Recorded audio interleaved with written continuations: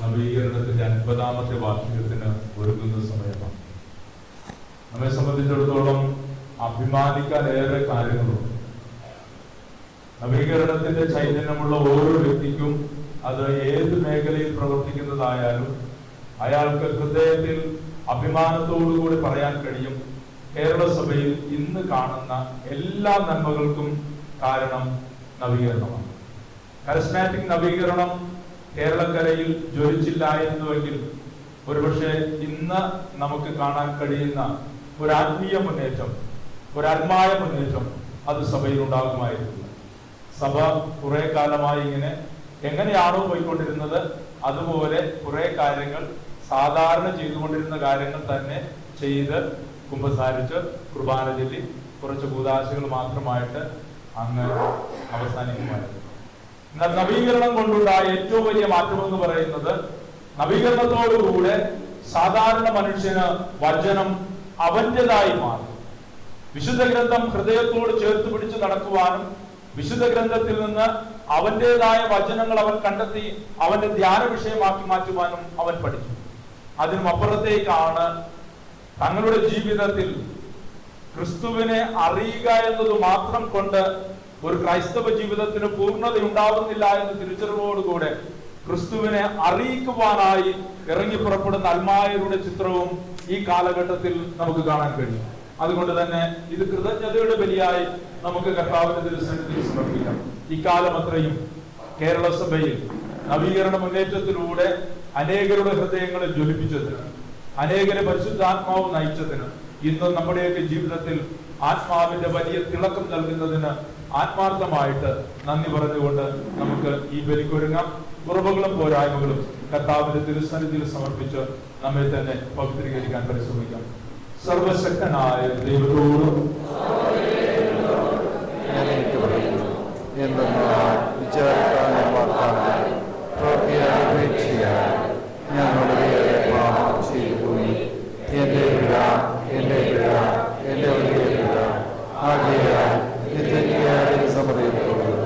എല്ലാ മാതാപിതാക്കളുടെ വിസ്തൃതവും സഹോദരങ്ങളോട് ഞാൻ അപേക്ഷിക്കുന്നു, എനിക്ക് വേണ്ടി നമ്മുടെ ദൈവത്തോട് പ്രാർത്ഥിക്കണമേ.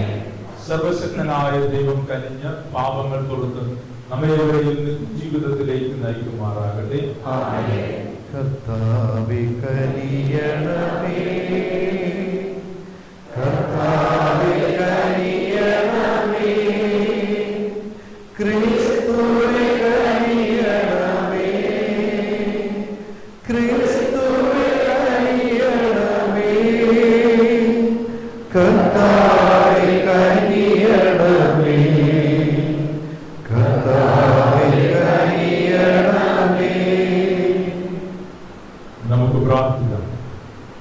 കർത്താവേ, കന്യകയും രക്തസാക്ഷിണിയുമായ വിശുദ്ധ ലൂസിയുടെ മധ്യസ്ഥം ഞങ്ങളെ സഹായിക്കട്ടെ. ഈ വിശുദ്ധയുടെ സ്വർഗീയ ജന്മദിനം ഇഹത്തിൽ ഞങ്ങൾ ആഘോഷിക്കുകയും നിത്യതയിൽ ദർശിക്കുകയും ചെയ്യുമാറാകട്ടെ. അങ്ങയോടുകൂടെ പരിശുദ്ധാത്മാവുമായുള്ള ഐക്യത്തിൽ എന്നും ദൈവമായി ജീവിച്ചു വാഴുന്ന ഞങ്ങളുടെ കർത്താവ് അങ്ങയുടെ പുത്രനുമായ യേശുക്രിസ്തു വഴി ഞങ്ങൾ സമർപ്പിക്കുന്ന പ്രാർത്ഥന കേട്ടറിയണമേ. പുസ്തകത്തിൽ നിന്ന് അക്കാലത്ത് പ്രവാചകന്മാർ പ്രവാചകനായ ഏലിയ അഗ്നി പോലെ പ്രത്യക്ഷപ്പെട്ടു. അവന്റെ വാക്കുകൾ പന്തം പോലെ ജ്വലിച്ചു. അവൻ അവരുടെ മേൽ ക്ഷാമം വരുത്തി. അവന്റെ തീഷ്ണതയിൽ അവരുടെ എണ്ണം ചുരുങ്ങി.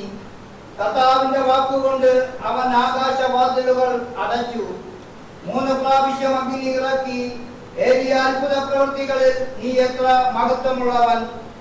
അനന്തരം പ്രവൃത്തികളുടെ പേരിൽ അഭിമാനിക്കുവാൻ കഴിയുന്നവർ മറ്റാരുണ്ട്? അഗ്നിയേശ്വരങ്ങളെ ബന്ധിച്ച രഥത്തിൽ അഗ്നിയുടെ ചുഴലിക്കാറ്റിലാണല്ലോ നീ സംഭവിക്കപ്പെട്ടത്. ദൈവത്തിന്റെ കോപം ആളിക്കത്തുന്നതിനു മുമ്പ് അതിനെ തണുപ്പിക്കുന്നതിനും പിതാവിന്റെ ഹൃദയത്തെ പുത്രനിലേക്ക് തിരിക്കുന്നതിനും അങ്ങനെ യാക്കോബിന്റെ ഗോത്രങ്ങളെ പുനരുദ്ധരിക്കുന്നതിനും വേണ്ടി നിശ്ചിത സമയത്ത് നീ തിരിച്ചു വരുമെന്നും എഴുതപ്പെട്ടിട്ടുണ്ടല്ലോ. നിന്നെ കണ്ടവരും നിന്റെ സ്നേഹത്തിന് പാത്രമായവരും അനുഗ്രഹീതർ അവർ ജീവിക്കും. കർത്താവിന്റെ വചനം. പ്രതിവചന സങ്കീർത്തനം. ദൈവമേ, ഞങ്ങളെ പുനരുദ്ധരിക്കണമേ. അങ്ങയുടെ മുഖപ്രകാശം ഞങ്ങൾ രക്ഷിക്കപ്പെടുകയും ചെയ്യട്ടെ. ദൈവമേ, ഞങ്ങളെ പുനരുദ്ധരിക്കണമേ. അങ്ങയുടെ മുഖം പ്രകാശിക്കുകയും ഞങ്ങൾ രക്ഷപ്പെടുകയും ചെയ്യട്ടെ. ഇസ്രായേലിന്റെ ഇടയനെ ചെവിക്കൊള്ളണമേ. എരുവുകളിൽ വസിക്കുന്നവനെ പ്രകാശിക്കണമേ. അങ്ങയുടെ മുഖം പ്രകാശിക്കുകയും ഞങ്ങൾ രക്ഷപ്പെടുകയും ചെയ്യട്ടെ. ദൈവമേ, ഞങ്ങളെ പുനരുദ്ധരിക്കണമേ. അങ്ങയുടെ മുഖപ്രകാശം പ്രകാശിക്കുകയും ഞങ്ങൾ രക്ഷപ്പെടുകയും ചെയ്യട്ടെ. സൈന്യങ്ങളുടെ ദൈവമേ, ഞങ്ങളിലേക്ക് തിരിയണമേ. സ്വർഗത്തിൽ നിന്നും നോക്കി കാണണമേ. ഈ മുന്തിരിവള്ളിയെ, അങ്ങയുടെ വലത്ത് കൈ നട്ട ഈ മുന്തിരിവള്ളിയെ പരിഗണിക്കണമേ. ദൈവമേ, ഞങ്ങളെ പുനരുദ്ധരിക്കണമേ. അങ്ങയുടെ മുഖപ്രകാശം പ്രകാശിക്കുകയും ഞങ്ങൾ രക്ഷപ്പെടുകയും ചെയ്യട്ടെ.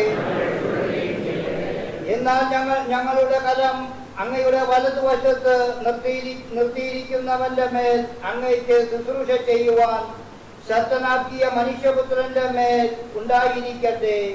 അപ്പോൾ ഞങ്ങൾ അങ്ങിൽ നിന്നും ഒരിക്കലും പിന്തിരിയുകയില്ല. ഞങ്ങൾ ജീവൻ നൽകണമേ. ഞങ്ങൾ അങ്ങയുടെ നാമം വിളിച്ചപേക്ഷിക്കും. ദൈവമേ, ഞങ്ങളെ പുനരുദ്ധരിക്കണമേ. അങ്ങയുടെ മുഖം പ്രകാശിക്കുകയും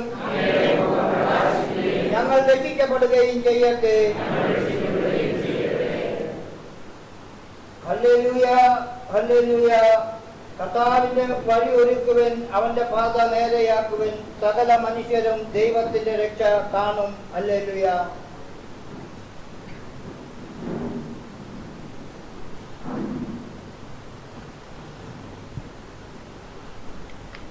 കർത്താവിനോടുകൂടെ മത്തായിയുടെ വിശുദ്ധ സുവിശേഷത്തിൽ നിന്നുള്ള വായന.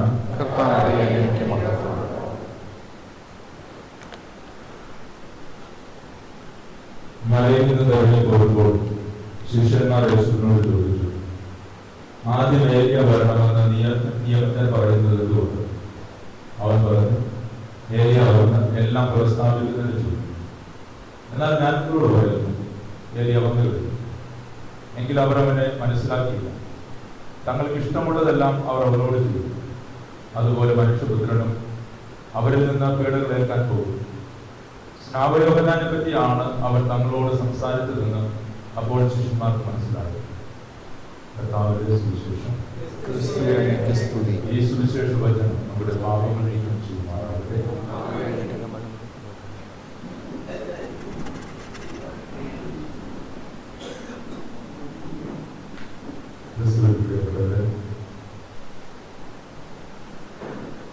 ജൂബിലിയോട് ചേർന്ന് നമ്മെ തന്നെ ഒന്ന് അന്വേഷിക്കുക എന്നതാണ് ഏറ്റവും നല്ലത്. സാധാരണ മനുഷ്യർക്ക് ഏറ്റവും ഇഷ്ടമുള്ള കാര്യം വിരൽ ചൂണ്ടിപ്പിടിക്കാൻ. അത് ഇപ്പോഴൊന്നും തുടങ്ങിയതല്ല, ആദിയിലെ തുടങ്ങിയതാണ്. ദൈവം ആദത്തെ അന്വേഷിച്ചു വന്ന സമയത്ത് ആദം ഹവ്വയുടെ നേരെ വിരൽ ചൂണ്ടി പിടിച്ചു. ഹവ്വ സർപ്പത്തിന്റെ നേരെ വിരൽ ചൂണ്ടി പിടിച്ചു. അതൊരു സുഖമുള്ള പരിപാടി. വേറൊരാളാണ് സകലത്തിന്റെയും കാരണക്കാരനെന്ന് പറഞ്ഞു കഴിഞ്ഞാൽ നമ്മൾ രക്ഷപ്പെടും. എല്ലാ മനുഷ്യരും ചെയ്യുന്നത് എന്റെ മുന്നിൽ ഒരു മറയായി നിൽക്കാൻ പറ്റുന്ന ഒരു നിഴലിനെ കണ്ടുപിടിക്കുക. എന്നിട്ട് നമ്മളങ്ങ് ആശ്വസിക്കും, എല്ലാത്തിന്റെയും പ്രശ്നക്കാര് ഞാനല്ല, വേറൊരാളാണ്. അങ്ങനെ ഒരു സ്വസ്ഥതയിൽ ജീവിക്കുന്നത് കൊണ്ടാണ് പലപ്പോഴും നമുക്കൊരു മാറ്റവും സംഭവിക്കാത്തത്. അങ്ങനെ ഒരു സ്വസ്ഥത നമുക്ക് ഇഷ്ടമുള്ളത് കൊണ്ടാണ് എന്ത് മാറ്റമാണ് നമ്മളിൽ വരുത്തേണ്ടതെന്ന് ഒരു അന്വേഷണം നമ്മളിൽ ഇല്ലാതെ പോകുന്നു. ജൂബിലിയുടെ സമയത്ത് കേരളം മുഴുവൻ എല്ലാ സോണുകളിലുമൊക്കെ യാത്ര ചെയ്തു, എല്ലാവരോടും സംസാരിച്ചു. അങ്ങനെ സംസാരിക്കുന്ന സമയത്ത് ഏറ്റവും കൂടുതൽ കേൾക്കുന്ന കാര്യം ഇതാണ്: ഇന്ന് പ്രാർത്ഥിക്കാൻ ആരും വരുന്നില്ല, പ്രാർത്ഥനയ്ക്ക് ആളുടെ എണ്ണം കുറഞ്ഞു, ഇന്ന് പഴയതുപോലെ ആളുകൾക്ക് പ്രാർത്ഥിക്കണമെന്ന് താല്പര്യമില്ല. ചെറുപ്പക്കാരുടെ കാര്യത്തിലാണെങ്കിൽ ഒട്ടും പറയാനില്ല, അവർ അങ്ങേയറ്റം മോശമായ അവസ്ഥയിലാണ് പോകുന്നത്. ഈ ചോദ്യം ചോദിക്കുമ്പോഴൊക്കെ എന്റെ സ്വാഭാവികമായ ഒരു സംശയോത്തരം മാത്രമേ ഉള്ളൂ: എന്തുകൊണ്ടാണ് മനുഷ്യര് പ്രാർത്ഥിക്കാൻ വരാത്തത്? എന്തുകൊണ്ടാണ് യുവതി യുവാക്കന്മാർ വരാത്തത്? 50 വർഷം മുൻപ് പരിശുദ്ധാത്മാവിന്റെ ഒരു ജ്വലനം ഉണ്ടായ സമയത്ത് ഈ 50 വർഷത്തിന് ശേഷം പിന്നീട് ഇങ്ങോട്ട് ഒത്തിരിയേറെ യുവതി യുവാക്കന്മാരുടെ ഹൃദയത്തെ പരിശുദ്ധാത്മാവ് ജ്വലിപ്പിച്ചു. ഒത്തിരിയേറെ മനുഷ്യരെ പ്രാർത്ഥനയിൽ അവരുടെ ജീവിതത്തിന്റെ പൂർണ്ണത കണ്ടെത്തി. അതിന്റെ ഏറ്റവും പ്രധാനപ്പെട്ട കാരണമെന്ന് പറയുന്നത്, ഒരു ധ്യാനം കൂടി പുറത്തേക്ക് ഇറങ്ങുന്ന ഒരാൾ അയാളുടെ ജീവിതത്തിൽ ലഭിക്കുന്ന അനുഭവം മറ്റൊരാളിലേക്ക് പങ്കുവയ്ക്കാനുള്ള ത്വരയുമായിട്ടാണ് ഇറങ്ങിയത്. ഞാൻ കർത്താവിനെ കണ്ടു. ഫിലിപ്പോസ് പത്രോസിന്റെ അടുക്കൽ വന്ന് പറയുന്നത് പോലെ ഞാൻ കർത്താവിനെ കണ്ടു. അല്ല, അന്ത്രയോസ് വന്ന് പറയുന്നത് പോലെ ഞാൻ കർത്താവിനെ കണ്ടു. ഒന്ന് കൂടെ ഇരുന്നപ്പോ, ഒരു രാത്രി മുഴുവൻ അവനോട് കൂടെ ഇരുന്ന് അവന്റെ വാസസ്ഥലം തിരിച്ചറിഞ്ഞ സമയത്ത് അവന്റെ ഹൃദയത്തിനുണ്ടായ ജ്വലനവിധ അടക്കി വയ്ക്കാൻ പറ്റാത്ത സന്തോഷവും കൊണ്ട് സ്വന്തം സഹോദരന്റെ അടുക്കലേക്ക് ഓടിച്ചെന്നിട്ട് പറഞ്ഞു, ഞാൻ മിശിഹായെ കണ്ടു. സമറിയാക്കാരി സ്ത്രീ ഒരു നട്ടുച്ച നേരത്ത് കർത്താവുമായിട്ട് സംസാരിച്ച് അവസാനിച്ച സമയത്ത് അവൾ ഇറങ്ങി ഓടി തന്റെ അനുഭവം തന്റെ ഗ്രാമത്തിലേക്ക് പങ്കുവയ്ക്കാനായിട്ട്. മനുഷ്യരെത്തിപ്പെടുന്നതിന്, മനുഷ്യർ പ്രാർത്ഥിക്കുന്നതിന് കാരണമായി തീരുന്നത്, മനുഷ്യർ കർത്താവിലേക്ക് വരുന്നതിന്റെ ഏറ്റവും ആദ്യത്തെ ഉപകരണം കർത്താവിനെ അറിഞ്ഞ മനുഷ്യരാണ്. കർത്താവിനെ അറിഞ്ഞ മനുഷ്യർക്കാണ് മറ്റു മനുഷ്യരെ കർത്താവിന്റെ അടുക്കലേക്ക് കൊണ്ടുവരാനുള്ള നിയോഗമുള്ളതും അത് പ്രവർത്തിക്കാനുള്ള കർമ്മപദം കർത്താവ് ഏൽപ്പിച്ചു തരുന്നത്. അതൊന്നും ചെയ്യാൻ കഴിയുമ്പോഴാണ് നമ്മുടെ ജീവിതം കർത്താവിന്റെ തിരുസന്നിധിയിൽ സ്വീകാര്യമായി രൂപാന്തരപ്പെടുക. നമുക്ക് മറ്റുള്ളവരെ കുറ്റം പറയാൻ എളുപ്പമാണ്. ഇന്ന് ഈ ലോകത്തിൽ ഒത്തിരിയേറെ ലൗകികമായ കാര്യങ്ങൾ ഏറുന്നത് കൊണ്ട്, അതിന്റെ പിന്നാലെ മനുഷ്യർ പരക്കം പായുന്നത് കൊണ്ട്, അങ്ങനെ പരക്കം പായുന്ന മനുഷ്യര് ദൈവത്തെ മറന്നു കളയുന്നതാണ്, ഇന്നത്തെ യുവജനങ്ങൾ അങ്ങനെ മറന്നു കളയുന്നതാണ് എന്ന് പറഞ്ഞ് അവസാനിപ്പിക്കുമ്പോ മറന്നു പോകരുത്, ഒരു നല്ല അനുഭവം ഉള്ള മനുഷ്യന് മടങ്ങി വരാതിരിക്കാൻ കഴിയില്ല. ധൂർത്തപുത്രൻ വഴിവിളക്കിൽ കണ്ട വെട്ടം അവന്റെ ജീവിതത്തിന്റെ നന്മ സമ്മാനിക്കുമെന്ന് വിചാരിച്ചിട്ട് ഇറങ്ങിപ്പോയവനാണ്. അങ്ങനെ ഇറങ്ങി നടന്ന് കുറെ ചെന്ന് നഷ്ടപ്പെടാവുന്നതിനും അങ്ങേയറ്റം നഷ്ടപ്പെട്ടപ്പോഴും നഷ്ടപ്പെടാതെ പോയൊന്നുണ്ടായിരുന്നു. ഒരിക്കൽ അനുഭവിച്ച തന്റെ അപ്പന്റെ സ്നേഹം, ഒരിക്കൽ അനുഭവിച്ച അപ്പന്റെ സ്നേഹം ഹൃദയത്തിൽ ഇങ്ങനെ നഷ്ടപ്പെടാത്തതായി ജ്വലിച്ചു നിന്നതുകൊണ്ട് അവൻ മടങ്ങി വരിക തന്നെ ചെയ്തു. നമ്മുടെയൊക്കെ ജീവിതത്തിൽ എപ്പോഴും കർത്താവ് തെളിച്ചു തരുന്ന ഒരു അഗ്നിയെ ഹൃദയത്തിൽ കൊണ്ടു നടക്കാനായിട്ട് കഴിയണം. പിശാച്, ഞാൻ സാധാരണ പറയുന്നൊരു കാര്യമാണ്, യേശുനാഥൻ പരസ്യജീവിതം ആരംഭിക്കുന്നതിന് മുൻപ് മരുഭൂമിയിൽ ഉപവസിച്ച് പ്രാർത്ഥിച്ചു. പ്രാർത്ഥനയ്ക്കൊടുവില് പിശാച് അവനെ പരീക്ഷിച്ചു. പരീക്ഷണം കഴിഞ്ഞ് പിശാച് അവനെ വിട്ടുപോയി. ബൈബിളിൽ എന്താ എഴുതിയിരിക്കുന്നത്? പിശാച് പോയതിനെ പറ്റി എന്താ എഴുതിയിരിക്കുന്നത്? കുറച്ചു കാലത്തേക്ക് പിശാച് എന്നേക്കുമായി ഒരാളുടെയും മുന്നിൽ പരാജയപ്പെടില്ല. എന്നേക്കുമായി ഈ ഭൂമിയിൽ നാം ജീവിച്ചിരിക്കുന്നിടത്തോളം കാലം നമ്മുടെ മുന്നിൽ എന്നേക്കുമായി പരാജയം സമ്മതിച്ച് മടങ്ങുവാൻ പിശാച് തയ്യാറല്ല. അവനൊരു അവസരത്തിന് വേണ്ടി കാത്തിരിക്കുന്നവനാണ്. ഒരു ചെറിയ അവസരം കിട്ടിയാൽ ആ അവസരം മുതലാക്കാൻ വേണ്ടി അവൻ കാത്തിരിക്കുന്നുണ്ട്. കായനോട് കർത്താവ് കൃത്യമായിട്ട് പറഞ്ഞു, അവൻ എവിടെയായിരിക്കുന്നത്? പടിവാതിക്കൽ തന്നെ ഇരിപ്പുണ്ട്. പടിവാതിക്കൽ തന്നെ. നീ പുറത്തേക്ക് ഇറങ്ങാൻ കാത്തിരിക്കുന്നവനാ. നീ നിന്റെ വാതിലിന്റെ അകത്ത്, നീ നിന്റെ കൂടാരത്തിന്റെ സുരക്ഷിതം വിട്ട് എപ്പോ ഒന്ന് പുറത്തേക്ക് ഇറങ്ങുന്നുവോ അതിന് കാത്തിരിക്കുന്ന, പടിവാതിക്കൽ കാത്തിരിക്കുന്നവനാ ഈ പ്രലോഭനം എന്ന് പറയുന്നത്. അവൻ പടിവാതിക്കൽ തന്നെയുണ്ട്. ഈ പടിവാതിക്കൽ കാത്തിരിക്കുന്നവനെ പറ്റിയുള്ള ബോധ്യമുണ്ടാവുക, അവന്റെ ചോദ്യങ്ങൾക്ക് മറുപടി പറയാനുള്ള കരുത്തുമുണ്ടാവുക. അവന്റെ ചോദ്യം വളരെ സുന്ദരമാണ്. ആദത്തിനോട് അവൻ ചോദിച്ച ചോദ്യം ഇതാ: നഗ്നനാണെന്ന് നിന്നോട് ആരാ പറഞ്ഞത്? നീ നഗ്നനാണെന്ന് നിന്നോട് ആരാ പറഞ്ഞത്? ഈ ചോദ്യത്തിന്റെ അർത്ഥം എന്താ? ഈ ചോദ്യത്തിന്റെ അർത്ഥം എന്താ? ഈ ചോദ്യം ഇപ്പൊ ചോദിക്കുമ്പോൾ എങ്ങനെ ചോദിക്കും? ഈ കാലഘട്ടത്തിൽ നമ്മളോട് ആദം ചോദിക്കാൻ, ആദത്തോട് ചോദിച്ച പിശാച് ചോദിച്ച പോലൊരു ചോദ്യം ഈ കാലഘട്ടത്തിൽ നമ്മളോട് ചോദിക്കുമ്പോ പിശാച് എങ്ങനെ ചോദിക്കും?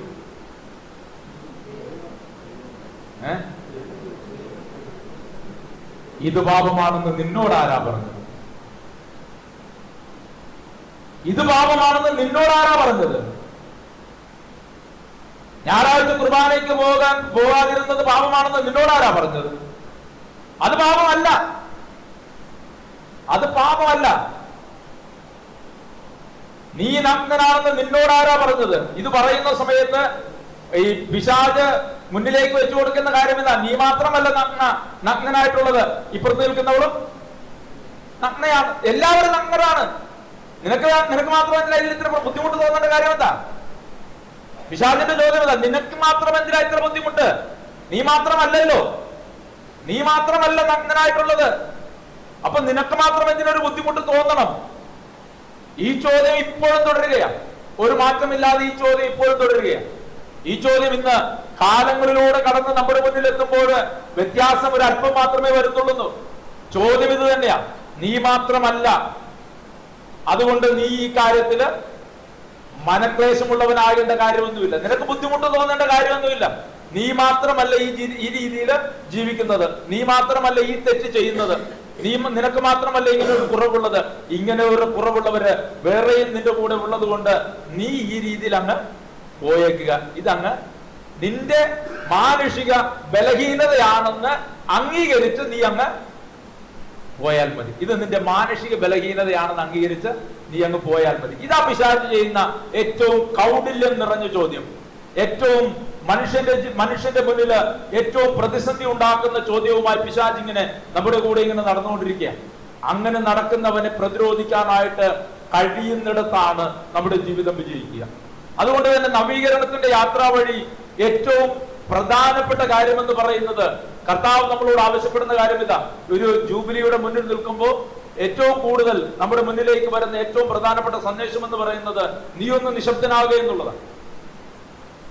ജൂബിലി എന്ന് പറയുന്നതാ അത്രയും നാള് നീ കൊയ്യുകയും മെതിക്കുകയും കളപ്പുരയിൽ ശേഖരിക്കുകയും ഒക്കെ ചെയ്തുകൊണ്ടിരിക്കുന്ന ഒരു കാലഘട്ടത്തിൽ ഒന്ന് നിശബ്ദനാവുക. നീ ഇനി ഒന്നും ചെയ്യരുത്, ഇനി ഒന്നും ചെയ്യണ്ട.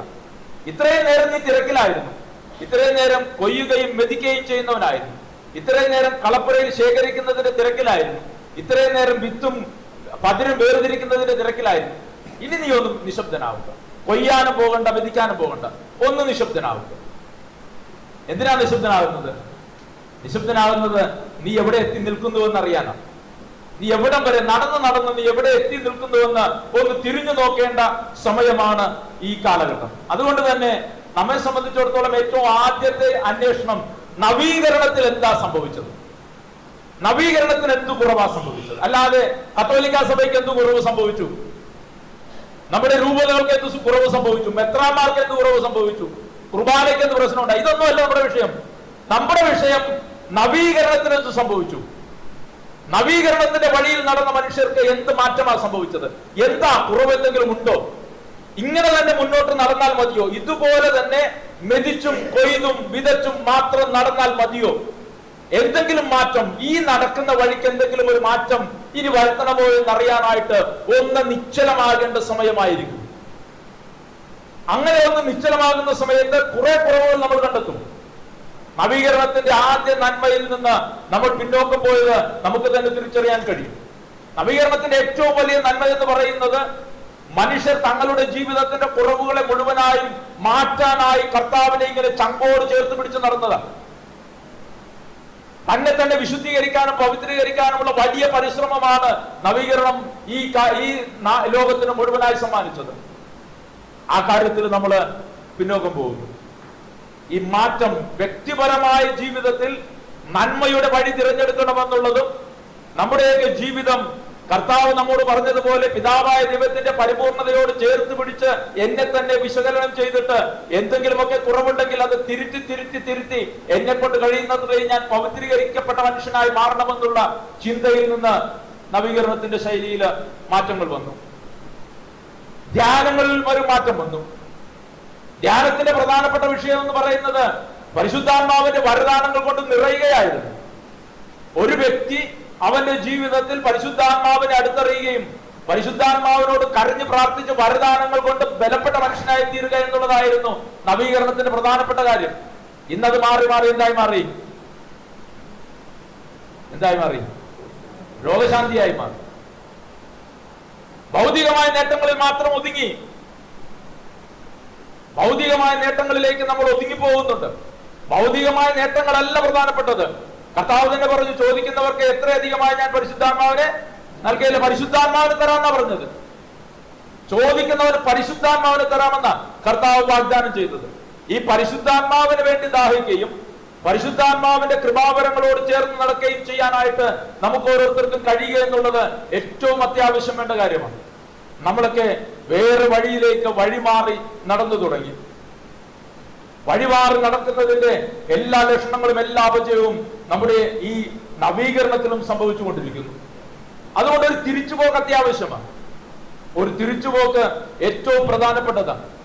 രോഗശാന്തിക്ക് അപ്പുറത്തേക്ക് കർത്താവിനോട് ചോദിക്കേണ്ടത്, നമ്മുടെ ജീവിതത്തിൽ ഒരു ധ്യാനം കഴിഞ്ഞ് അവസാനിക്കുന്ന സമയത്ത് കർത്താവിനോട് ചോദിച്ചു വാങ്ങിയെടുക്കേണ്ട, അല്ലെങ്കിൽ ഒരുവൻ ബലപ്പെടേണ്ടത്, കർത്താവെ നിന്റെ ഹിതമെങ്കിൽ നിറവേറട്ടെ എന്ന് പ്രാർത്ഥിക്കാൻ പഠിക്കുക എന്നുള്ളതാണ്.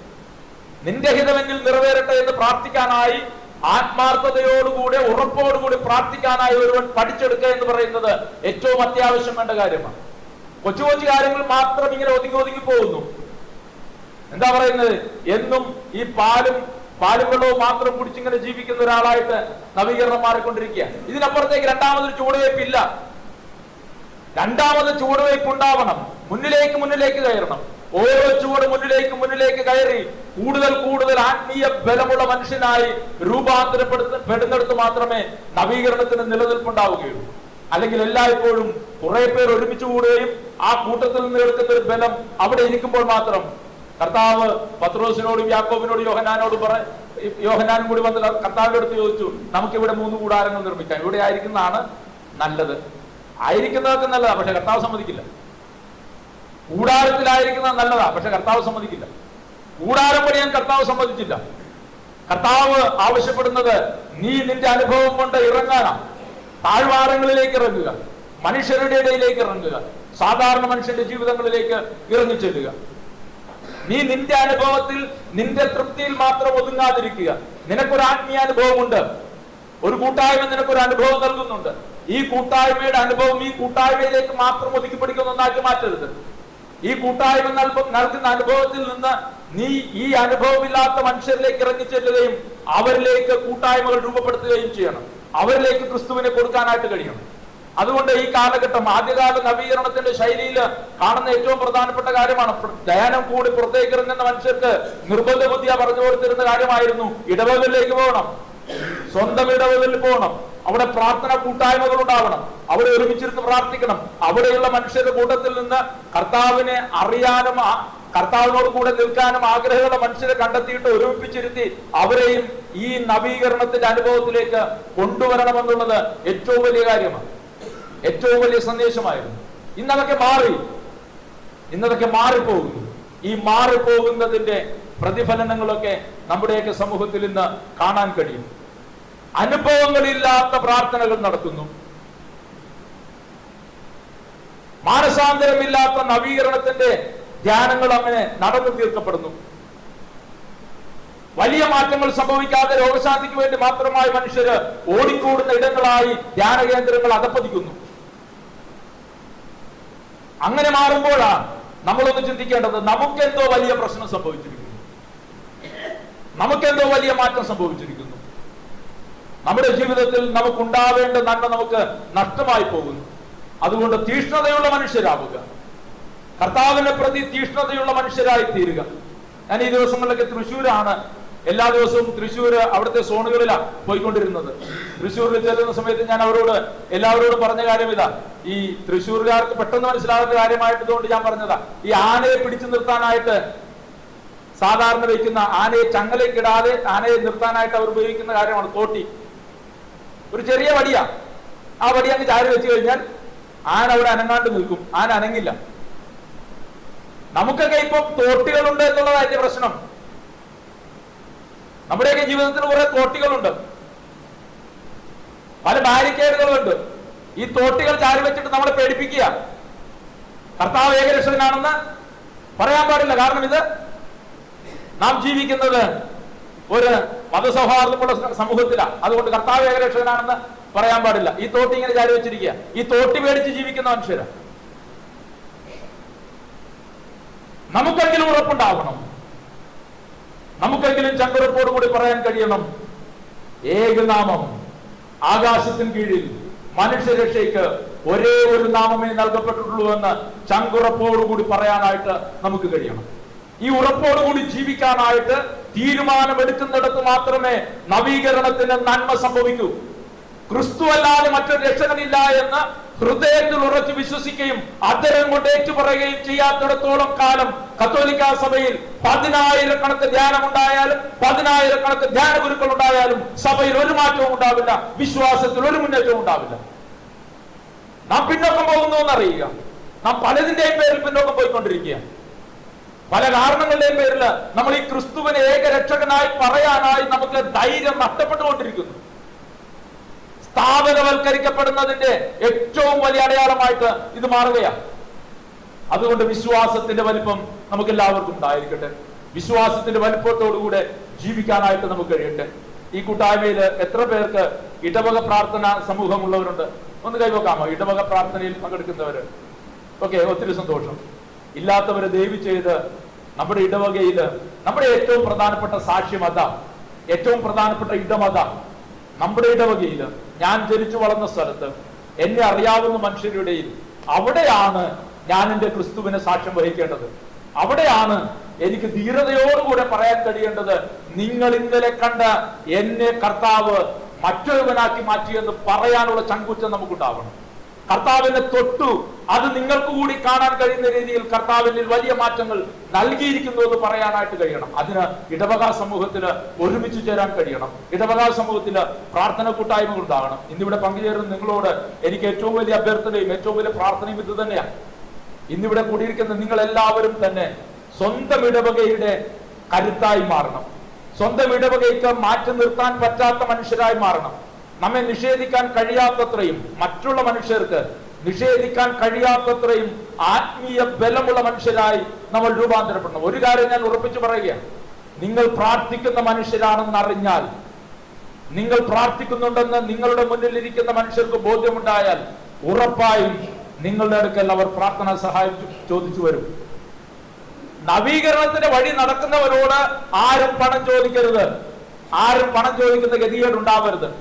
നവീകരണത്തിന്റെ വഴിയെ നടക്കുന്നവരോട് വേറൊരു കാര്യം ചോദിച്ച് ആരും വരരുത്. നവീകരണത്തിന്റെ വഴിയെ നടക്കുന്നവരോട് ചോദിക്കാൻ മറ്റുള്ളവർക്ക് ഉണ്ടായിരിക്കേണ്ട ഒരേ ഒരു കാര്യം പ്രാർത്ഥനാ സഹായം മാത്രമായിരിക്കണം. കാരണം അതല്ലാതെ മറ്റൊന്നും നമുക്ക് സമ്പത്തായി ഉണ്ടാവുകയും ചെയ്യരുത്.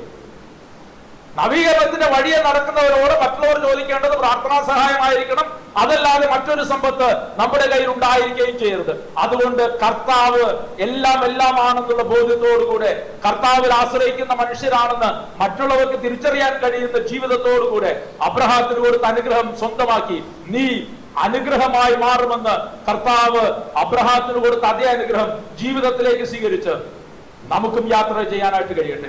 അതുകൊണ്ട് ഇതൊരു തീർത്ഥാടനമാണ്. ഇതൊരു വിശുദ്ധീകരണത്തിന്റെ സമയമാണ്. ഇത് പവിത്രീകരണത്തിന്റെ സമയമാണ്. നാം നമ്മിലേക്ക് തന്നെ തിരിഞ്ഞു നോക്കിയിട്ട് നമ്മുടെ നവീകരണത്തിന്റെ ശൈലികളെ ഒന്ന് തിരിച്ചറിഞ്ഞിട്ട് മാറ്റങ്ങൾ വരുത്തേണ്ട ഇടങ്ങളിലൊക്കെ ധൈര്യത്തോടുകൂടെ ഇത് തെറ്റാണ്, ഇത് മാറ്റം വരുത്തേണ്ട ഇടമാണെന്ന് ധൈര്യത്തോട് പറയാനുള്ള ചങ്കൂറ്റമുള്ള മനുഷ്യര് നവീകരണത്തിലും ഉണ്ടാവട്ടെ. അല്ല എങ്കിൽ റാൻമൂളികളെ കൊണ്ട് ഒരു കാര്യവും ഈ ലോകത്തിൽ സംഭവിച്ചിട്ടില്ല. റാൻമൂളികളെ കൊണ്ട് ഈ ലോകത്തിൽ ഒരു കാര്യവും നന്മയുണ്ടായിട്ടില്ല. അതുകൊണ്ട് തെറ്റ് തെറ്റാണെന്നും ശരി ശരിയാണെന്നും നേരെ ചൊവ്വെ ചങ്കുറപ്പോടുകൂടി പറയുന്ന മനുഷ്യരെ രൂപീകരിക്കുന്ന ഇടങ്ങളായി ഈ പ്രാർത്ഥനകൾ മാറട്ടെ എന്ന് മാത്രം ആശംസിക്കുന്നു. ഈ ജൂബിലിയുടെ വർഷത്തിൽ കുറെ കൂടി നന്മയോടും പുതുമയോടും കൂടെ നവീകരിക്കപ്പെട്ട മനുഷ്യരായി, നവീകരണത്തിന്റെ ഉള്ളിൽ പുതിയൊരു നവീകരണം കൂടി സ്വീകരിക്കുന്ന മനുഷ്യരായി നമുക്ക് മാറാൻ പരിശ്രമിക്കാം. ദൈവം ഓരോരുത്തരെയും സമൃദ്ധമായി അനുഗ്രഹിക്കട്ടെ.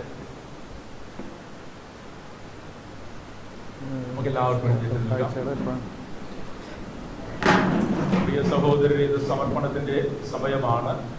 നമ്മുടെ ഓരോരുത്തരുടെയും ജീവിതം കർത്താവിന്റെ ബലിപീഠത്തിലേക്ക് സമർപ്പിക്കുന്ന സമയമാണ്. പ്രാർത്ഥനാപൂർവം കർത്താവിന്റെ ബലിപീഠത്തിലേക്ക് നമ്മളെ തന്നെ ഒന്ന് സമർപ്പിക്കുക. നമ്മുടെ ജീവിതത്തെ പരിപൂർണമായും കർത്താവിന്റെ അനുഗ്രഹത്തിലൊന്ന് സമർപ്പിച്ചുകൊണ്ട് കൃപയൊഴുകണമേ എന്നൊന്ന് പ്രാർത്ഥിക്കുക. ഇപ്പോൾ നിങ്ങളുടേതായ കാഴ്ച സമർപ്പണം കൂടി നടത്തപ്പെടുന്നു. ദൈവത്തിന്റെ കരങ്ങളിലേക്ക് നമ്മെ തന്നെ ഏൽപ്പിച്ചു കൊടുക്കുക. കർത്താവിന്റെ കൃപയ്ക്ക് നമ്മെ തന്നെ പാത്രമാക്കിക്കൊണ്ട്, നമ്മെ തന്നെ ഒരുക്കിക്കൊണ്ട് ഈ കാഴ്ച സമർപ്പണത്തിൽ നമുക്ക് പങ്കുചേരാം.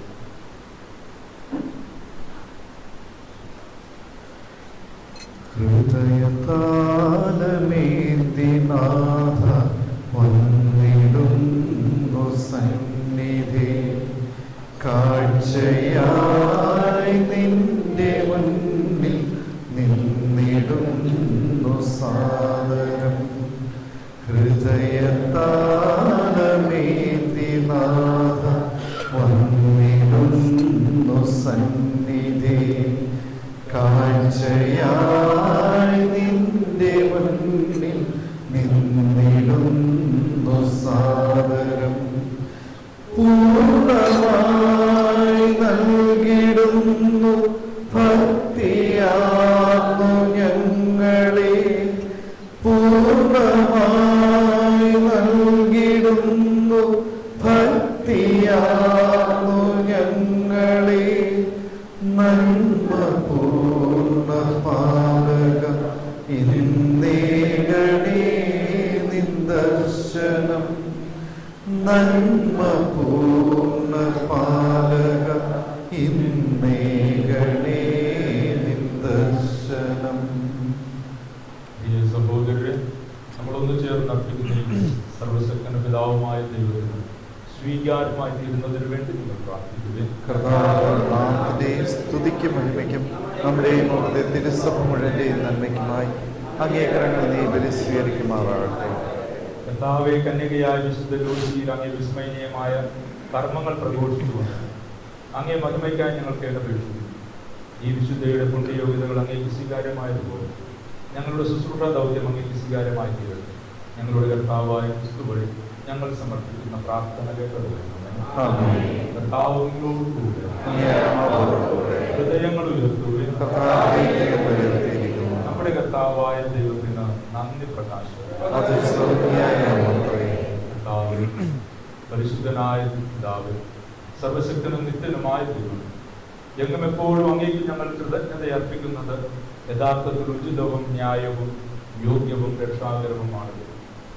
എന്തെന്നാൽ അങ്ങേ നാമത്തിന് സാക്ഷ്യം വഹിക്കാനായി ക്രിസ്തുവിനെ അനുകരിച്ച് രക്തസാക്ഷിണിയായ വിശുദ്ധ ലൂസി ചിന്തിയ രക്തം അങ്ങേ അത്ഭുതകൃത്യങ്ങൾ പ്രകടമാക്കി. അതുവഴി ഞങ്ങളുടെ കർത്താവായ ക്രിസ്തുവിലൂടെ ബലഹീനതയിൽ അങ്ങ് ശക്തി പ്രകടമാക്കി ദുർബലരായ മനുഷ്യരെ സാക്ഷ്യത്തിനായി അങ്ങ് ശക്തിപ്പെടുത്തുകയും ചെയ്തു. ആകയാൽ സ്വർഗീയ ശാക്തികന്മാരോടുകൂടി നിരന്തരം ഭൂമിയിൽ അങ്ങേ പ്രകീർത്തിച്ചുകൊണ്ട് അങ്ങേ വൈഭവം അവിരാമം ആലപിക്കുന്നു.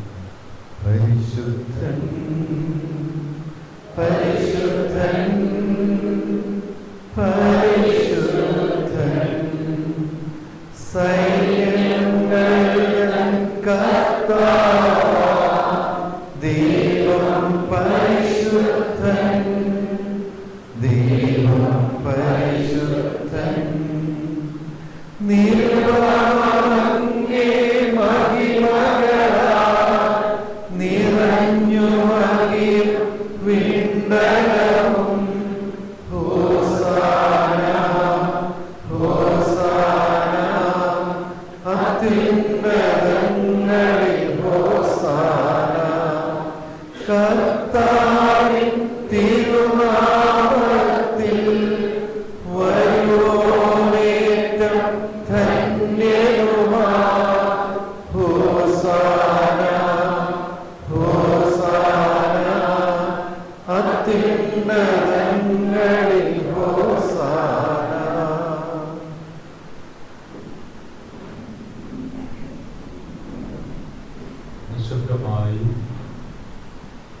കർത്താവിലേക്ക് നമ്മളെ തന്നെ പൂർണ്ണമായി സമർപ്പിക്കുകയും പരിശുദ്ധാത്മാവിന്റെ നിറവിനാൽ ബലിപീഠത്തിൽ നാം സമർപ്പിക്കുന്ന അപ്പവും വീഞ്ഞും ക്രിസ്തുവിന്റെ തിരുശരീരവും തിരുരക്തവുമായി മാറുന്ന സമയമാണ്. ലോകത്തിലെ ഏറ്റവും വലിയ അത്ഭുതം ഈ ബലിമേശയിൽ സംഭവിക്കുന്ന സമയമാണ്. കർത്താവിനോടെന്ന ഹൃദയത്തിൽ പ്രാർത്ഥിക്കുക, ഈ വലിയ അത്ഭുതം എൻ്റെ ജീവിതത്തിൽ സംഭവിക്കണമേ എന്ന്, പരിശുദ്ധാത്മാവിനെയും മാറ്റണമേ എന്ന് പ്രാർത്ഥിക്കുക.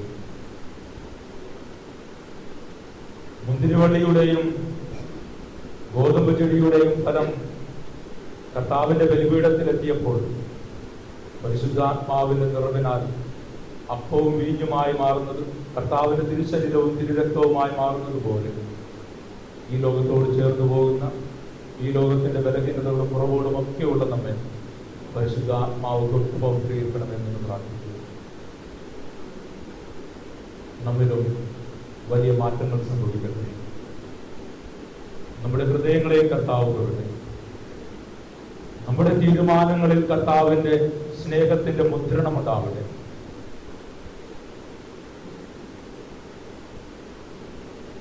കർത്താവേ, അങ്ങ് യഥാർത്ഥത്തിൽ പരിശുദ്ധനാകും. അങ്ങ് തന്നെ പരിശുദ്ധനായിരിക്കുന്നത് പോലെ മനുഷ്യരും പരിശുദ്ധരാകുവാൻ ലോകാരംഭം മുതൽ എല്ലായ്പ്പോഴും അങ്ങ് പ്രവർത്തനം നിരതാണ്. അങ്ങേ ജനത്തിന്റെ കാഴ്ച വസ്തുക്കൾ തൃക്കൻ പാർട്ടി അവയ്ക്ക് മേൽ അങ്ങയുടെ ആത്മാവിന്റെ ശക്തി വർഷിക്കുകയും ചെയ്യണമെന്ന് ഞങ്ങൾ അങ്ങയോട് അപേക്ഷിക്കുന്നു.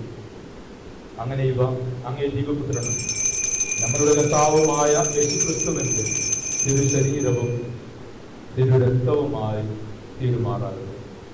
അവിടുത്തെ വഴിയാണല്ലോ ഞങ്ങളും അങ്ങേ മക്കളായി തീരുന്നത്. ഞങ്ങൾ ഒരിക്കൽ വഴിതെറ്റി അലഞ്ഞ് അങ്ങേപ്പക്കൽ എത്തിച്ചേരാൻ കഴിയാത്ത വിധമായിരുന്നപ്പോൾ പോലും അങ്ങ് ഞങ്ങളെ അത്യധികം സ്നേഹിച്ചു. എന്തെന്നാൽ തീർത്തും നീതിമാനായ അങ്ങേ പുത്രൻ ഞങ്ങൾക്ക് വേണ്ടി കുരിശുമരത്തിൽ തറയ്ക്കപ്പെടുന്നത് അപമാനമായി കണക്കാക്കാതെ തന്നെ തന്നെ മരണത്തിന് ഏൽപ്പിച്ചു കൊടുത്തു. അങ്ങേ ഉടമ്പടിയുടെ മായാത്ത അടയാളമായി സ്വർഗത്തിന്റെയും ഭൂമിയുടെയും മധ്യേ കൈകൾ വിരിച്ചു പിടിക്കുന്നതിന് മുൻപ് അവിടുന്ന് തന്റെ ശിഷ്യന്മാരോടൊത്ത് പെസഹ ആചരിക്കുവാൻ തിരുവുള്ളമായി. അത്താഴവേളയിൽ അപ്പമെടുത്ത് ആശീർവദിച്ച് മുറിച്ച് തന്റെ ശിഷ്യന്മാർക്ക് കൊടുത്തുകൊണ്ട് എല്ലാവരും ഇതിൽ നിന്ന് വാങ്ങി ഭക്ഷിക്കുക. എന്നാൽ ഇത് നിങ്ങൾക്ക് വേണ്ടി അർപ്പിക്കുവാനിരിക്കും എന്റെ ശരീരമാകും.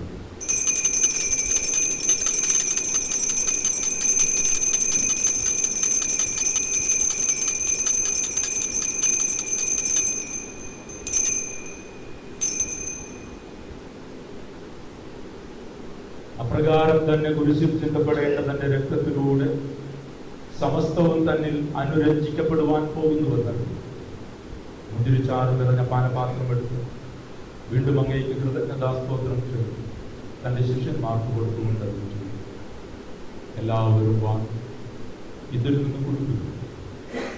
എന്തെന്നാൽ ഇത് നിങ്ങൾക്ക് വേണ്ടിയും അനേകർക്ക് വേണ്ടിയും പാപമോചനത്തിനായി ചിന്തപ്പെടാനിരിക്കുന്ന എന്റെ രക്തത്തിൽ നവീനവും സനാതനവുമായ ഉടമ്പടിയുടെ പാനപാത്രമാകും.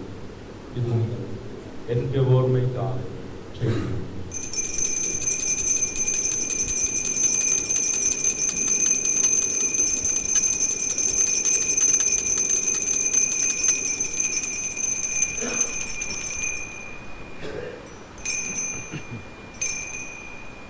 വിശ്വാസത്തിന്റെ രഹസ്യം. കർത്താവേ, വീണ്ടും വരുന്നവരെ അങ്ങേ മരണം ഞങ്ങൾ പ്രഖ്യാപിക്കുന്നു, അങ്ങേ ഉയർത്തി ഞങ്ങൾ ഏറ്റുപറയും.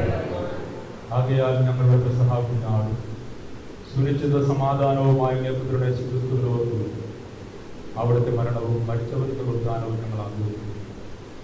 അവിടുത്തെ അനുഗ്രഹപൂർണമായ ആഗമനം പ്രതീക്ഷിച്ചുകൊണ്ട് മനുഷ്യരെ അങ്ങയോട് അനുരഞ്ജിപ്പിക്കുന്ന ബലി കാരുണ്യവും വിശ്വസ്തതയും നിറഞ്ഞ ദൈവമായ ഞങ്ങൾ സമർപ്പിക്കുന്നു.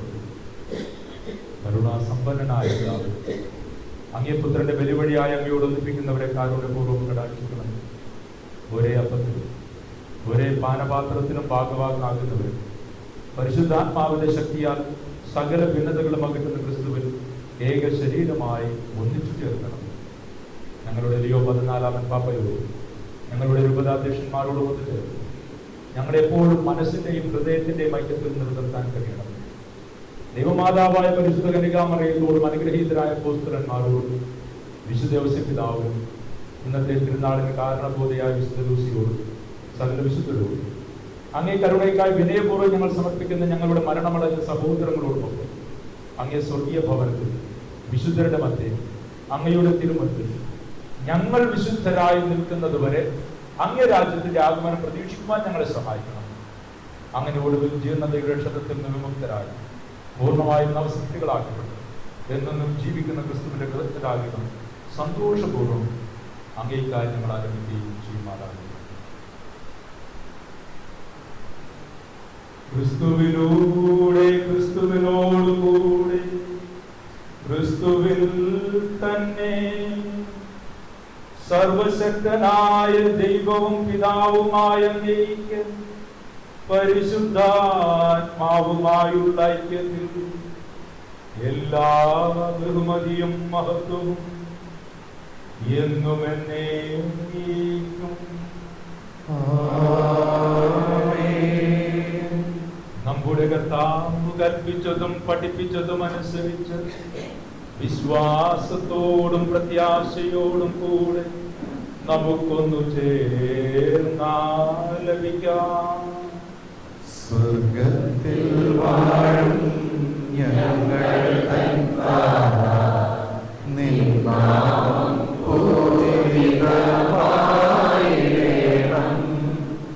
വരണം നിൻ രാജ്യം സ്വർഗത്തിലെ പോൽ നിന്നുള്ളപ്പായിലുമായിടേണം. അന്നു വേണ്ടുന്നോരാഹാരമിന്നും ഞങ്ങൾക്കു നൽകുമാറായിടേണം. അന്യതൻ ദ്രോഹം ഞങ്ങൾ ക്ഷമിക്കുമ്പോൾ ഞങ്ങൾ തൻ ദ്രോഹവും നീ ക്ഷമിക്കാം. പാപപരീക്ഷയിൽ ഉൾപ്പെടുത്താതെ തിന്മയിൽ നിന്നു നീ കാത്തിടേണം. കർത്താവ് എല്ലാ തിന്മകളിൽ നിന്നും ഞങ്ങളെ മോചിപ്പിക്കുന്നു. ഞങ്ങളുടെ ദിനങ്ങളിൽ സമാധാനം കനിവാർന്നു നൽകണം.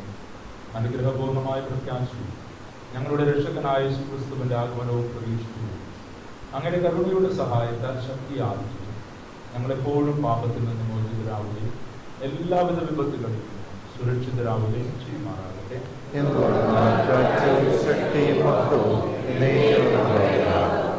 ബുദ്ധിതന്റെ സമാധാനത്തിനോട് പ്രാർത്ഥിക്കുന്ന സമയമാണ്. ബുദ്ധിതൻ എല്ലാവർക്കും സമാധാനം നൽകുകയാണ് ചെയ്തത്. ആ സമാധാനം എന്നും നമ്മുടെ ഹൃദയങ്ങളിൽ നിറയുക എന്നുള്ളത് ഏറ്റവും പ്രധാനപ്പെട്ട കാര്യം. ഒരു നിമിഷം ഒന്ന് പ്രാർത്ഥിക്കുക. കർത്താവ് നൽകുന്ന സമാധാനം നമുക്ക് നമ്മുടെ ജീവിതത്തിൽ അനുഭവിക്കാൻ കഴിയും, നമ്മുടെ കുടുംബങ്ങളിൽ അനുഭവിക്കാൻ കഴിയും, നമ്മുടെ സമൂഹത്തിൽ പ്രകടമാകും. അതുകൊണ്ട് തന്നെ കർത്താവ് നൽകുന്ന ഈ സമാധാനം കൊണ്ട് ഒന്ന് ഹൃദയം തണുപ്പിക്കണമേ എന്നും ഹൃദയം നിറയ്ക്കണമേ എന്നൊന്ന് പ്രാർത്ഥിച്ചുകൊണ്ട് നമുക്ക് അവിടുത്തെ സമാധാനം സ്വീകരിക്കാം.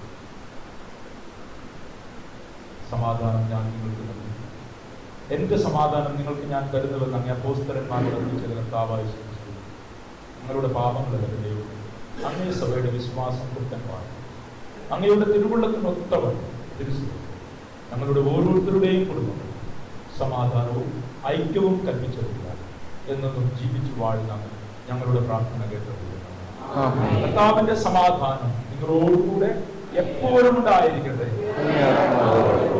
നമുക്ക് പരസ്പരം സമാധാനം ആശംസിക്കാം.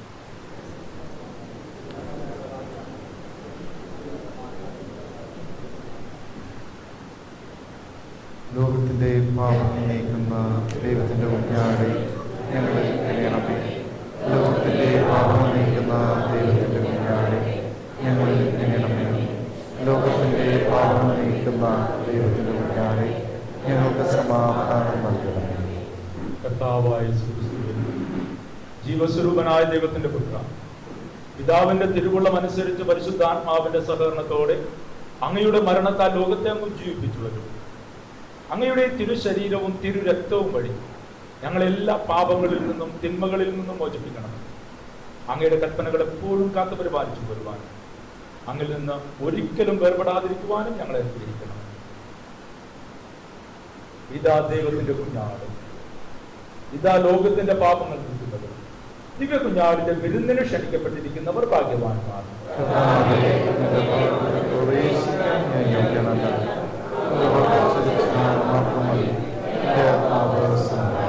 ക്രിസ്തുവിന്റെ തിരുശരീരവും തിരുരക്തവും നമ്മേവരെയും നിത്യജീവിതത്തിലേക്ക് നയിക്കുമാറാകട്ടെ.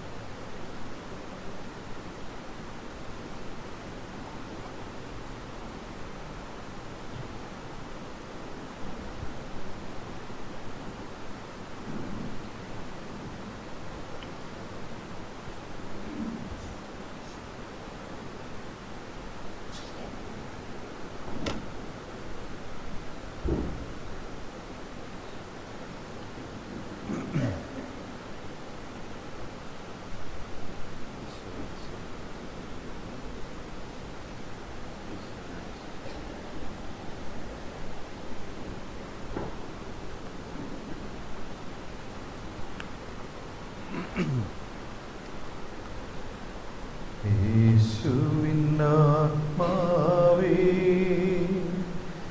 എന്നെ ശുദ്ധീകരിക്കണമേ.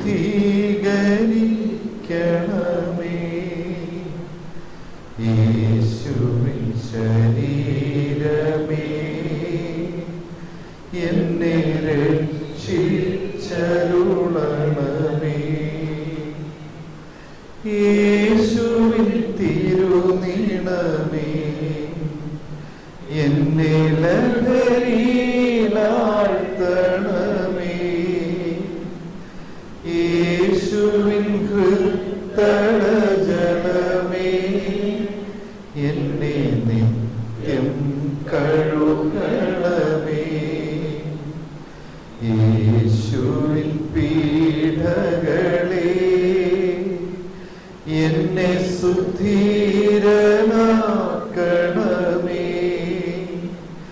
നന്മതൻ നിറകുടമേ എന്റെ പ്രാർത്ഥന കേൾക്കണമേ. നാഥാ നിൻ തിരുമുറിവിൽ എനിക്കഭയം നൽകണമേ. മേലിൽ വേർപിരിയാതെ എന്നെ അങ്ങിൽ ചേർക്കണമേ. എല്ലാ തിന്മയിൽ നിന്നും എന്നെ പരിരക്ഷിക്കണമേ.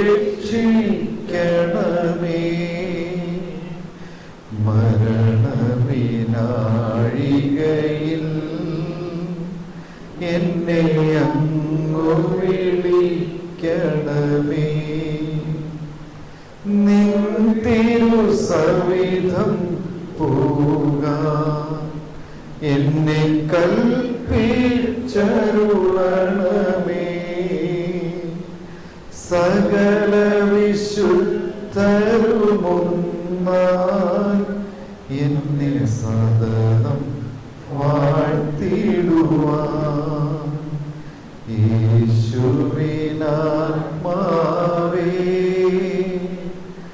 എന്നെ ശുദ്ധീകരിക്കണമേ. യേശുവിൻ ശരീരമേ എന്നെ രക്ഷിച്ചരുളണമേ.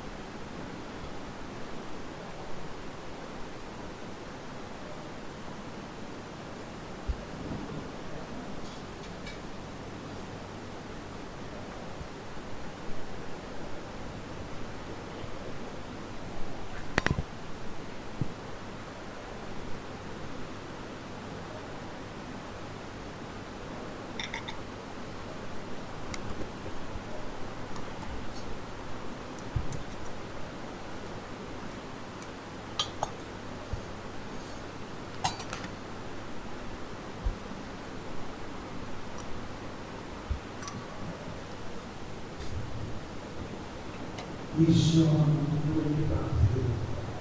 നിത്യപുരോഹിതനായ ഈശോയുടെ നമ്മുടെ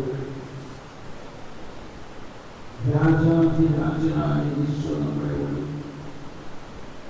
മഹാപ്രവാചകനായ ഈശോ നമ്മുടെ രക്ഷകനായ ഈശോ നമ്മുടെ കർത്താവായ ഈശോ നമ്മുടെ മിശിഹായ ഈശോ നമ്മുടെ സർവോപരി നമ്മുടെ സഹോദരനായ ഈശോ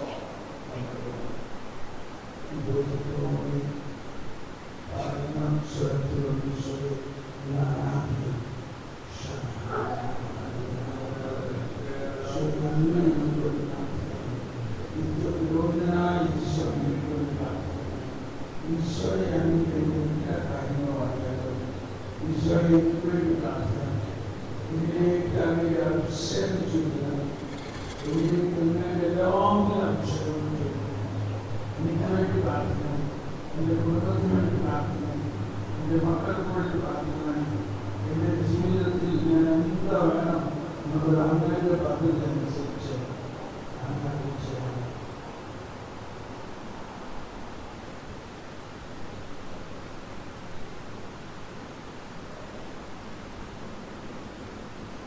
നമുക്ക് പ്രാർത്ഥിക്കാം. ഞങ്ങളുടെ കർത്താവായ ദൈവം, ദിവ്യദാനത്തിൽ പങ്കുചേർന്ന് പരിപോഷിതരായി ഞങ്ങൾ പ്രാർത്ഥിക്കുന്നു. വിശുദ്ധ ലൂസിയുടെ മാതൃകയാൽ യേശുവിൻ്റെ പവിത്രനാമം ഞങ്ങളുടെ ശരീരത്തിൽ വഹിച്ചുകൊണ്ട് അങ്ങയോട് മാത്രം ചേർന്ന് നിൽക്കാൻ ഞങ്ങൾ പരിശ്രമിക്കുമാറാകട്ടെ. ഞങ്ങളുടെ കർത്താവായ ക്രിസ്തു വഴി ഞങ്ങൾ സമർപ്പിക്കുന്ന പ്രാർത്ഥന കേട്ടതുപോലെ കർത്താവ് നിങ്ങളോട് കൂടെ സർവശക്തനായ പിതാവും പുത്രനും പരിശുദ്ധാത്മാവും നിങ്ങളെവരെയും സമൃദ്ധമായി അനുഗ്രഹിക്കുമാറാകട്ടെ. ക്രിസ്തുവിന്റെ സ്നേഹത്തിലും സമാധാനത്തിലും പോവുക. ദിവ്യ പൂജ സമാപിച്ചു. പ്രിയപ്പെട്ടവരെ, ഇങ്ങനെ ഒരുമിച്ച് കൂടുന്നതിൽ ഒത്തിരിയേറെ ഒരുമിച്ച് കൂടുന്നത് നിങ്ങളെ കാണാൻ കഴിഞ്ഞതിൽ ഒത്തിരിയേറെ സന്തോഷം. ജൂബിലി 2026 മെയ് 1, 2, 3 തീയതികളിലായി ഡിവൈൻ വെച്ചാണ് നടത്തപ്പെടുന്നത്. എല്ലാവരുടെയും സാന്നിധ്യവും സഹകരണവും അതിനേക്കാൾ ഉപരിയായി പ്രാർത്ഥനയുടെ പിൻബലവും ആവശ്യമുണ്ട്. എല്ലാവരും പ്രാർത്ഥിക്കണം. കേരളക്കരയിൽ ഒരു പുതിയ മാറ്റം, നവീകരണത്തിനൊരു പുതിയ മുന്നേറ്റം ഉണ്ടാകുന്നതിനുണ്ട് പ്രാർത്ഥിക്കണം. എല്ലാ മേഖലകളിലും ആ ഒരു മാറ്റം സാധ്യമാകണം. പ്രത്യേകിച്ച് യുവതി യുവാക്കന്മാരുടെ കാര്യത്തിൽ നമ്മുടെ ആത്മാർത്ഥമായിട്ട് പരിശ്രമിക്കുകയും പ്രാർത്ഥിക്കുകയും ചെയ്യുന്നു. 27, 28 തീയതികളിലായിട്ട് യുവതി യുവാക്കന്മാർക്ക് വേണ്ടി ഒരു ധ്യാനം സംഘടിപ്പിക്കുന്നു. നിങ്ങളെ കൊണ്ട് കഴിയുന്നവർ, നമ്മൾ പറഞ്ഞാൽ പോരാ, ഇങ്ങനെ ചെറുപ്പക്കാർ വഴിതെറ്റി പോകുന്നു എന്ന് പറഞ്ഞാൽ പോരാ, അവരെങ്ങനെ ചേർത്ത് പിടിക്കാൻ പറ്റണം. ആ ഒരു ചേർത്ത് പിടിക്കലിന് നടത്തുന്ന എല്ലാ പരിശ്രമങ്ങളിലും നിങ്ങളുടെ സഹകരണം ആവശ്യമുണ്ട്. കഴിയുന്നത്രയും യുവതി യുവാക്കന്മാരെ ഈ നടത്തുന്ന ധ്യാനത്തിൽ പങ്കെടുപ്പിക്കാനായിട്ട് പരിശ്രമിക്കുക. അതോടൊപ്പം തന്നെ എനിക്ക് തോന്നുന്നു CFP ഫോം കൊടുത്തിട്ടുണ്ടെന്നാണ് തോന്നുന്നത്. അതിൻ്റെ കാര്യത്തിലും ഒന്ന് ഇവിടെ ഒത്തിരിയേറെ സാമ്പത്തിക പരാധീനതകളുണ്ട്. അത് നമ്മളിപ്പോൾ കണ്ടതാണ്. ഇവിടെ ധ്യാനം തുടങ്ങിയ അനുഭവമല്ല ഇപ്പോൾ ഉള്ളത്. കാരണം ചുറ്റുവട്ടത്ത് ആളുകൾക്ക് അസ്വസ്ഥതയാണ്. ഇവിടെ ഒന്ന് സ്വരമുയർത്തി ഒന്ന് സ്തുതിക്കാൻ പോലും പറ്റാത്ത കാര്യമാണ്. അപ്പോൾ അതുകൊണ്ട് മനസ്സിലുണ്ട് ഇത് മുഴുവൻ ഒന്ന് സൗണ്ട് പ്രൂഫ് ആക്കണമെന്നൊക്കെ മനസ്സിലുണ്ട്. അതിൻ്റെയൊക്കെ മനസ്സിൽ വെച്ചുകൊണ്ടും ജൂബിലിയെ മുന്നിൽ കണ്ടുകൊണ്ടുമൊക്കെയാണ് ഒരു CFP ഫോം നിങ്ങളുടെ കരങ്ങളിലേക്ക് ഏൽപ്പിച്ചിരിക്കുന്നത്. അതിൻ്റെ അകത്ത് ബാങ്കിൻ്റെ എല്ലാ ഡീറ്റെയിൽസും ഉണ്ട്. നിങ്ങളെ കൊണ്ട് കഴിയുന്ന ഒരു സഹായം കൂടി ചെയ്യാനായിട്ട് പ്രത്യേകം പരിശ്രമിക്കുക. എല്ലാ കാര്യത്തിലും പ്രാർത്ഥനയുടെ ബലം ഉണ്ടാകണമെന്ന് മാത്രം ആഗ്രഹിക്കുകയും അഭ്യർത്ഥിക്കുകയും ചെയ്യുന്നു. ദൈവങ്ങളെ സ്വന്തമായി